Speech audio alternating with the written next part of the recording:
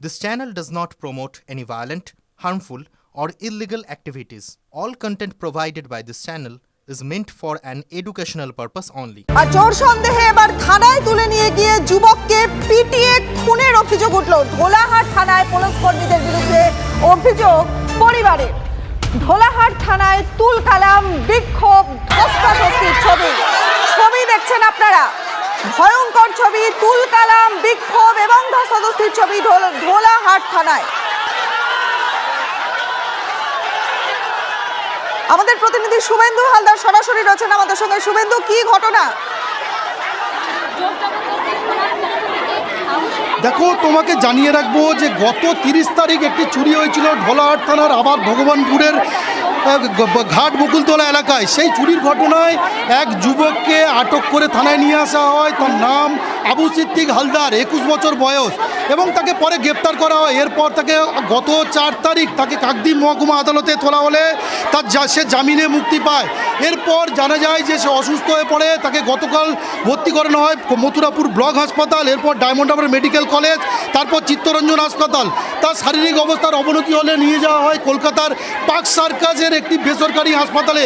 এছাড়াও পরিবারের অভিযোগ যে গতকাল রাতে তার মৃত্যু হয়েছে সেই বেসরকারি হাসপাতালে, এবং তার শরীরের বিভিন্ন জায়গায় আঘাত রয়েছে, এবং তাকে থানাতে তুলে নিয়ে গিয়ে বেধড়ক মারধর করা হয়েছে বলে পরিবারের অভিযোগ। ইতিমধ্যে পরিবারের পক্ষ থেকে এক সাব ইন্সপেক্টর সহ 4 জনের বিরুদ্ধে যে সুন্দরবন পুলিশ জেলার পুলিশ সুপারের কাছে অভিযোগ জানানো হয়েছে। পরিবারের দাবি যে এই সমস্ত অভিযুক্ত পুলিশ কর্মীদের বিরুদ্ধে ব্যবস্থা নিতে হবে এবং যথাযথ ব্যবস্থা নিতে আইনি পদক্ষেপ করতে হবে।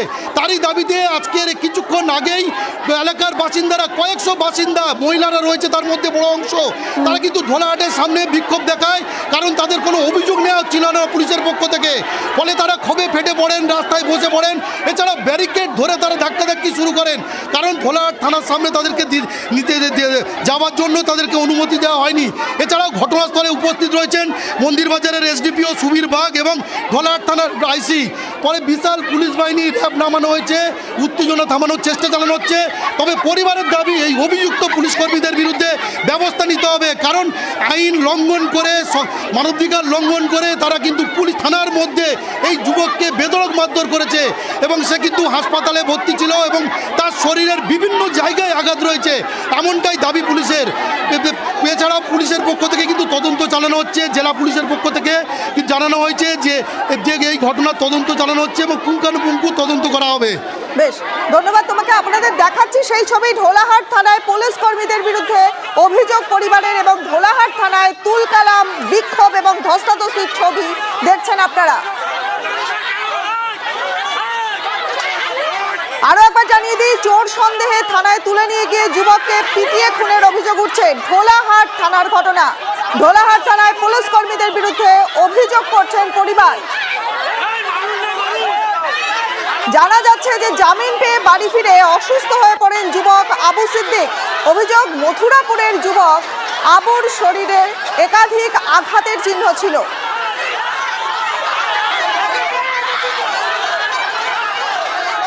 আমাদের প্রতিনিধি শুভেন্দু হালদার রয়েছে আমাদের সঙ্গে। শুভেন্দু, সেই ছবিটা দেখাচ্ছ তুমি, মানে জানতে চাইছি যে এই যে বিক্ষোভ ঘটছে, এই বিক্ষোভ মানে কখন থেকে শুরু হয়েছে, এই বিক্ষোভ কখন থেকে চলছে? দেখো, এই বিক্ষোভ কিন্তু আধা ঘন্টা আগে থেকে শুরু হয়েছে একেবারে ঢোলাহাট থানার সামনে। কিন্তু এই সমস্ত বিক্ষোভকারীদেরকে, গ্রামবাসীদেরকে তাদের কিন্তু যেতে যাওয়া হচ্ছে না ঢোলাহাট থানার সামনে। তোমাকে জানিয়ে রাখবো যে যুবকের মৃত্যু হয়েছে তার নাম হচ্ছে আবু সিদ্দিক হালদার, 21 বছর বয়স। সে কর্ণাটকে সোনার কাজ করত। ঈদের ছুটিতে সে বাড়িতে ফিরেছিল, তার মা অসুস্থ ছিল, সেই কারণে সে নার্সিংহোমে ছিল। কিন্তু পুলিশের সন্দেহ যে চুরির ঘটনা যে রাত্রে ঘটেছিল ওই যুবক বাড়িতে ছিল না, সেই কারণে তাকে সন্দেহের ভিত্তিতে নিয়ে আসা হয় এবং পরিকল্পিতভাবে মিথ্যা মামলায় তাকে জড়ানো হয় বলে অভিযোগ, তার পরিবারের অভিযোগ। এবং পরিবারের অভিযোগ যে এই যে পুলিশ কর্মী যারা একে থানার মধ্যে মারধর করেছে তাদেরকে কিন্তু গতকাল রাতে তাদেরকে অন্য থানায় স্থানান্তর বদলি করে দেওয়া হয়েছে, এমনটাই অভিযোগ। তাদের বিরুদ্ধে আইনি পদক্ষেপ এবং যথাযথ যে নতুন যে আইন, সেই আইনের পদক্ষেপ হয়েছে। তুমি দেখতে পাচ্ছ পুলিশের সঙ্গে ধস্তাধস্তি শুরু হয়ে গিয়েছে, বিক্ষোভকারীদের তুমুল ধস্তাধস্তি চলছে। তবে পুলিশের কিন্তু এখানে এই মুহূর্তে মন্দিরবাজারের এসডিপিও রয়েছেন, আইসি রয়েছেন, এছাড়া সুন্দরবন পুলিশ জেলার বিশাল পুলিশ বাহিনী কিন্তু এই উত্তেজনা সামাল দেওয়ার চেষ্টা করছে। পরিবারের অভিযোগ যে গত 2 তারিখে তুলে নিয়ে আসা হলেও 24 ঘন্টা পেরিয়ে যাওয়ার পর কেন তাকে আদালতে পেশ করা হয়নি, আইন বহির্ভূতভাবে কেন 4 তারিখে পেশ করা হয়, এটাই কিন্তু পরিবারের অভিযোগ। এবং তার আইনজীবী আগামী দিনে এই বিষয়টা নিয়ে আদালতের দ্বারস্থ হবেন। যে 4 অভিযুক্ত পুলিশ কর্মীর বিরুদ্ধে অভিযোগ উঠেছে তাদেরকে অন্যত্র বদলি করে দেওয়া হয়েছে বলে অভিযোগ। তবে পুলিশ সুপারের পক্ষ থেকে গোটা ঘটনার তদন্ত চালানো হচ্ছে। পুলিশ সুপার জানিয়েছেন যে গোটা ঘটনাটি পুরো পুঙ্খানুপুঙ্খভাবে তদন্ত করে দেখা হবে এই যুবক আদৌ চুরির ঘটনায় যুক্ত ছিল কিনা। তবে এলাকার বাসিন্দাদের দাবি, যেহেতু তার কাকার বাড়িতে চুরি হয়েছিল এবং কাকার অভিযোগের ভিত্তিতে তুলে আনা হয় তার ভাইপোকে, তবে এই মুহূর্তে কিন্তু দেখতে পাচ্ছ গ্রামের মহিলারা একেবারে তারা কিন্তু চলে এসছে। যেহেতু 21 বছরের একটা তরচাজা প্রাণ, 2 তারিখে তাকে থানায় নিয়ে আসে, 4 তারিখ জামিন পায়, তারপরেই কিন্তু তার মৃত্যু হয়। বুঝতে পারছি আপনারা দেখতেই পাচ্ছ বিক্ষোভ চলছে, তুমুল বিক্ষোভ চলছে গ্রামবাসীদের দাবি। দেখো পুলিশ যে অভিযুক্ত পুলিশ কর্মী, সেই অভিযুক্ত পুলিশ কর্মীদের তাদেরকে চিহ্নিত করার কাজ চলছে। তবে পরিবারের পক্ষ থেকে নাম দিয়ে 4 জন পুলিশ কর্মীর অভিযোগ করা হয়েছে। তার মধ্যে একজন সাব ইন্সপেক্টর রয়েছে, তাকে কিন্তু গতকাল এই ঘটনা প্রকাশ্যে আসার পরেই তাকে স্থানান্তরিত করা হয়েছে। তবে থানার মধ্যে কিভাবে এক যুবককে তুলে নিয়ে এসে মারধর করা হলো চুরির সন্দেহে, সে অভিযুক্ত থাকাকালীন কী করে তাকে থানার মধ্যে মারধর করা হলো, এটা নিয়েই কিন্তু প্রশ্ন উঠতে শুরু করেছে। ফলে ইতিমধ্যেই সরব হয়েছে বাম কর্মী সমর্থকরা। বামেরাও কিন্তু এই ঘটনার পুরো নিন্দা জানিয়েছেন। সিপিএম নেতৃত্ব তারা নিন্দা জানাচ্ছেন যে এই ঘটনার তারা কিন্তু তদন্ত চেয়ে তারা আগামী দিনে আদালতের দ্বারস্থ হবেন। যদি পুলিশ এই সব অভিযুক্ত পুলিশ কর্মীদের বিরুদ্ধে যদি কোনো ব্যবস্থা না নেয় তাহলে কিন্তু তারা আদালতের দ্বারস্থ হবেন।